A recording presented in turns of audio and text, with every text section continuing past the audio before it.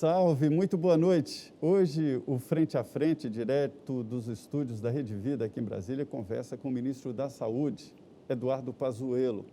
É um general da ativa, especialista em liderança, comandos. Saiu da AMAN, Academia Militar das Agulhas Negras. E olha, eu tenho dito, ministro, que quem pensa que militar é igual na música do Vandré, anda perdido de armas nas mãos, marchando, está enganado. Militar estuda. E estuda muito, fazendo cursos especiais. E liderança, e exatamente fazer a logística, é uma das especialidades do ministro Eduardo Pazuello, que já tem várias frentes de trabalho, nós vamos falar aqui. Mas, ministro, a sua chegada no Ministério da Saúde foi num momento de crise inclusive de fazer a logística do processo. Não é fácil. O Brasil é muito grande e muito difícil, né? Como é que foi ali, inicialmente, organizar a transferência de equipamentos hospitalares e meios para todo o país? Zé, deixa eu te colocar um passo atrás, tá? Para te dar uma resposta mais com a profundidade correta. A primeira coisa que nós vimos quando nós chegamos no Ministério da Saúde é que era uma desestruturação grande, para não dizer total. Muita desestrutura, muita. Então, nós precisamos primeiro estruturar o Ministério, criar protocolos e rotinas claras, trazer, implantar efetivamente um gabinete de crise, que é o centro de o COI, é o Centro de Operações de Emergência, que estava apenas numa secretaria, centralizado numa secretaria, na SVS, fora do próprio Ministério.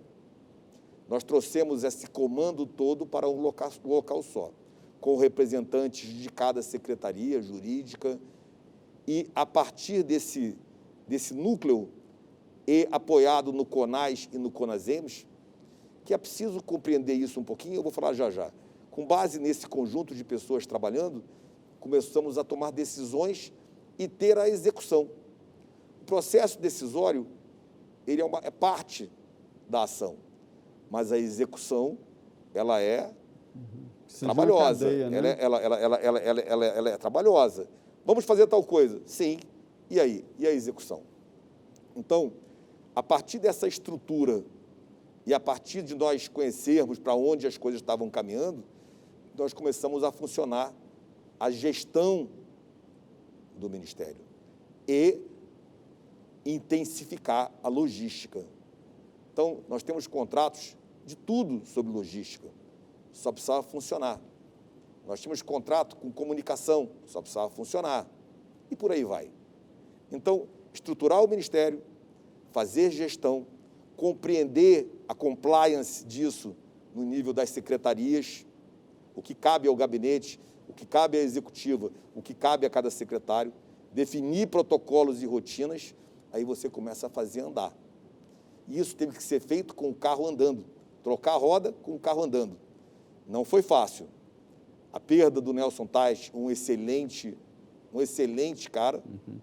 Ali o senhor já estava na execução, Já né? estava na execução, mas ali houve uma perda porque havia muito conhecimento, uma pessoa de extrema capacidade de tocar a atividade e precisou sair por motivos particulares e nós tivemos que continuar no nível ministério. Mas a logística, ela era muito complicada. Por exemplo, os contratos de ventiladores, que era o grande ponto, nós estávamos buscando os ventiladores na ponta da fábrica. O avião esperando na porta. Ficava pronto o ventilador, ganhava o certificado, embarcava no avião e já ia embora para o estado. Já estávamos desse nível de adiantamento do processo.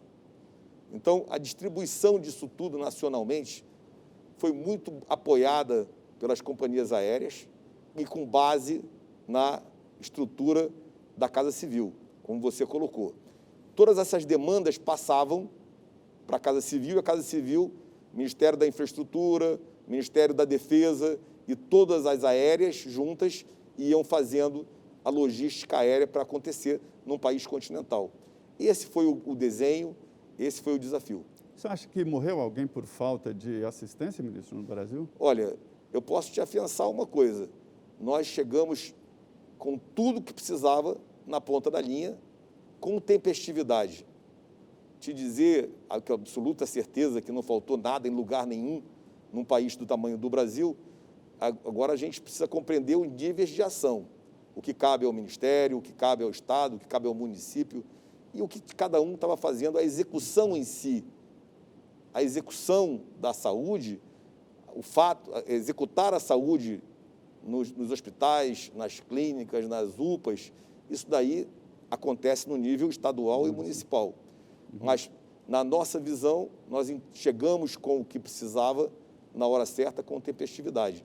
Agora, o nível de execução tem outros problemas que, com certeza, os gestores locais precisaram enfrentar. Nós tivemos problemas com equipes, com capacitação de pessoal, tivemos problemas de entrega de coisas que foram compradas pelos municípios e estados e as empresas não conseguiam honrar pela demanda. Então, mas numa linha geral, eu te respondo que não, nós não tivemos uma grande catástrofe. O SUS não rachou. O SUS não rachou. O senhor pensa na possibilidade de reinstalar hospitais de campanha? Essa decisão ela é do gestor local. Então, a única... Se alguém requisitar, o Ministério vai acionar. Não, é o próprio gestor local que faz a contratação. Se a gente apoia com recursos. O gestor observa as orientações do Ministério sobre hospitais de campanha, e sobre isso eu posso te colocar uma observação bem simples. O hospital é uma coisa muito complexa. Um hospital de campanha é uma coisa muito complexa. São meses para você realmente ter um hospital de campanha. Agora, você ter um anexo de um hospital já existente, ampliar a capacidade de leitos de um hospital em cima de estruturas semipermanentes, que é o que a gente chama de hospital de campanha, já é mais rápido. E isso é uma decisão de gestão local. Os recursos estão aí, estão na tela. É uma decisão local. Lembro, o hospital de campanha, por ampliação de hospital existente, é uma possibilidade e funciona bem. Um hospital de campanha do nada, num local completamente ermo, não é uma boa decisão e demora muito. Pois é, no meio disso tudo está uma sigla muito importante, SUS, SUS. Eu acompanhei, ministro, o debate sobre a instalação do SUS no Brasil, que começou durante o processo constituinte, e, assim, naquele momento ninguém tinha ainda a avaliação do quão era importante esse sistema de saúde do Brasil. O velho SUS aguentou, não aguentou? Olha, o SUS foi a melhor ferramenta que nós poderíamos ter. Ela é a melhor ferramenta e vai continuar cada vez melhor. Eu usei esses três tempos verbais aí para te dizer que foi sem o SUS, nós teríamos um colapso na saúde brasileira nessa pandemia. O SUS permitiu atender com capilaridade e com eficiência em 5.570 municípios. Nós conseguimos fluir recursos, fluir orientações, fluir meios por intermédio do SUS a 5.570 municípios, rapidamente. Então, é um sistema que é elogiado no mundo inteiro e quanto mais nós conhecemos o sistema, é importante deixar uma coisa clara que muitos não conhecem, o SUS é tripartite. E na gestão tripartite, os estados são representados pelo CONAS, pelo Conselho Nacional de Secretários de Saúde de Estados. E os municípios são representados pelo CONASEMES, que é o Conselho de Secretários de Saúde dos Municípios. O Ministério da Saúde, o CONAS e o CONASEMES, tomam as decisões pactuadas. Se nós vamos mandar R$10 ou 10 milhões de reais para um município, é pactuado entre o Ministério, o CONAS e o CONASEMES. Se nós vamos mandar um ventilador ou 10 ventiladores para aquele município ou para aquele estado, isso é pactuado entre o Ministério da Saúde, CONAS e CONASEMES, num trabalho diário. Então, nada é feito de forma unilateral, nada é feito apenas pela visão de Brasília. Quando nós tomamos as decisões e pactuamos, nós estamos vendo a visão de Brasil, desde a ponta da linha, passando pelos estados e chegando no governo federal, no Ministério. Então, é um desenho campeão. O prefeito, ele administra ali na ponta, né? Ele recebe meios, inclusive recursos, mas é o prefeito, né, quem administra, quem contrata os profissionais de saúde. O SUS não é só médico, existem outros profissionais e é um repasse de verbas, né? Perfeito. E é interessante que o governo federal não administra, né, mas faz essa máquina sobreviver e ir em frente, né? Sim. O governo federal, ele arrecada os impostos como um todo. O orçamento, ele é feito e vai sendo corrigido dentro das possibilidades. E esse orçamento permite que a gente transfira os recursos dentro de tetos de atendimento primário, de atendimento especializado, para cada secretaria de município ou de estado. E com base nesses recursos, vai se fazendo o trabalho. Então, a lógica é simples. E nesse ponto eu coloco um desafio, porque nós precisamos olhar para esse recurso, que é o recurso federal, recurso muito importante, recurso que representa salvar vidas, e nós temos que trabalhar cada vez mais em acompanhar o recurso até a sua execução. Nós temos muita dificuldade de acompanhar esse recurso, porque a gente transfere o recurso numerário, já executado, liquidado e pago pelo governo federal, vai para o fundo. E, a partir dali, esse recurso ele é administrado pelos estados e municípios. E seria muito interessante a gente ter sistemas unificados para que a gente acompanhasse a execução do recurso da saúde até a ponta da linha. Não que não acompanhe de alguma forma, é claro que acompanha, mas não acompanha em sistemas. São sistemas independentes. Os estados e municípios usam outros sistemas diferentes do sistema federal.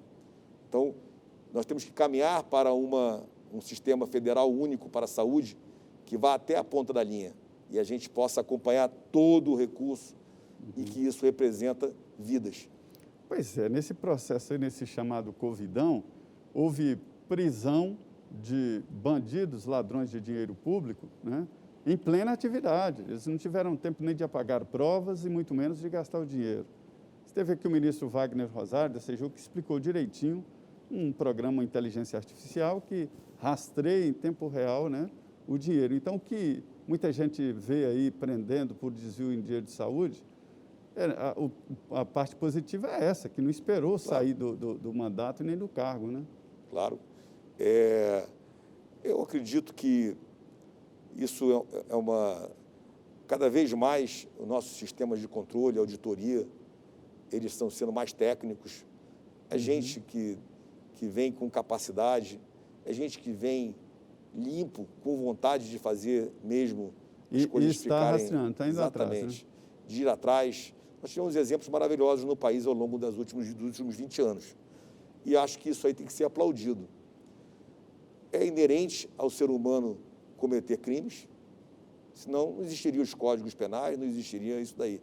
É inerente. Onde há ser humano, pode haver um crime, pode haver um delito, uma transgressão. Para isso tem que ter os órgãos de controle, para isso as auditorias, para isso a justiça. E eu acho que o país está dando um exemplo atrás do outro.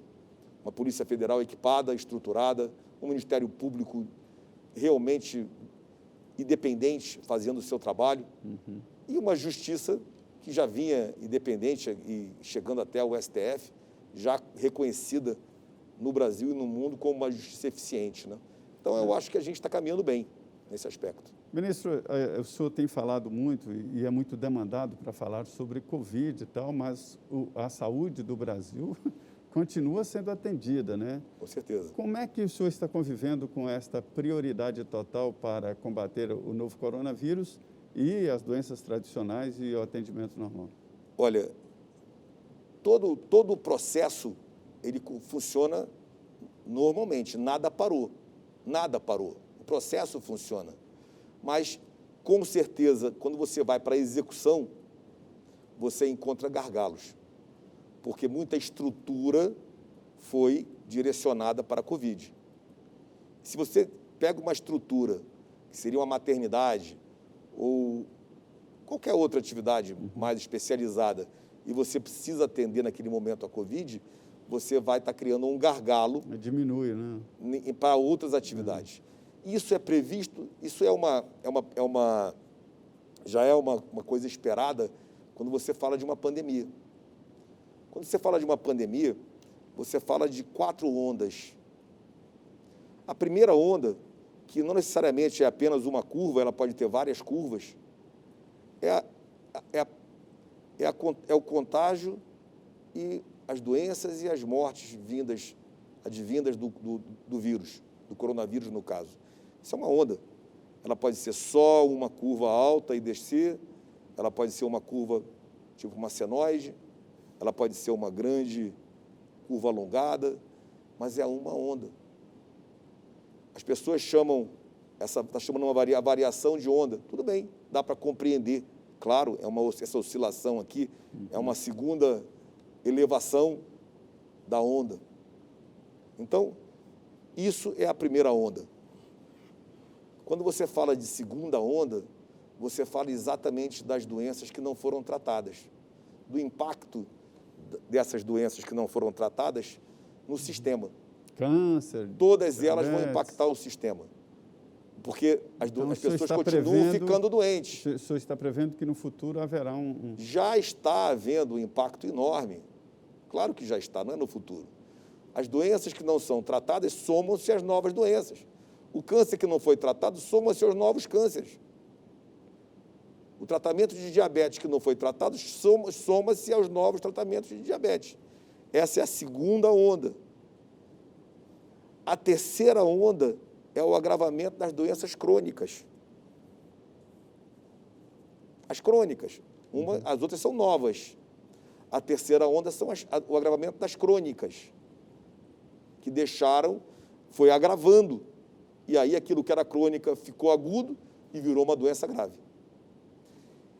E a quarta onda, que talvez seja uma das mais dolorosas, são o aumento das agressões internas, feminicídio, estupros, suicídio, automutilação, doenças mentais provocadas, claro, por todas as ondas anteriores e, principalmente, pela perda econômica.